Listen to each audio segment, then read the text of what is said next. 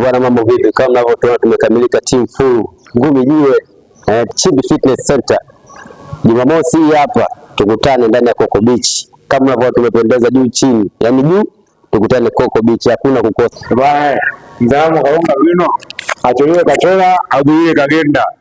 Kabula kagenda. Bwana, hii ndio Chimbi Fitness Gym. Siku ya Jumamosi tunakuwa na mazoezi ya matembezi kutoka hapa hadi Coco Beach.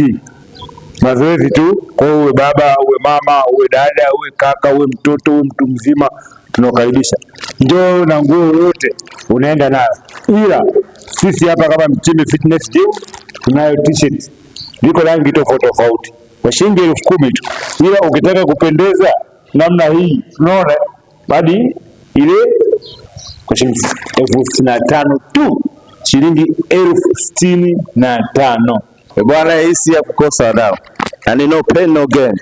Jumamosi tunatoka saa 11 hapa gym, tutakuwa hapa na kusafiri Costa ya pamoja. Kikubwa njoo umependeza.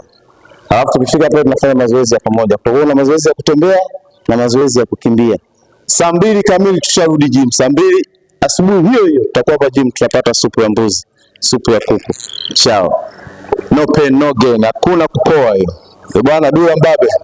Karibu sana bwana. Watu wa Moshi mwenyewe na wadau kibao kutoka Chanika. Tunakuja kama wote, tukutane ndani ya Coco Beach. Mandonga mtukazi ndani. Mandonga yupo? Yupo Mandonga, yupo. Jumamosi wadau. Jumamosi tutakuja naye. Pia wote tunaangalia kitu kidogo sana. Karibu.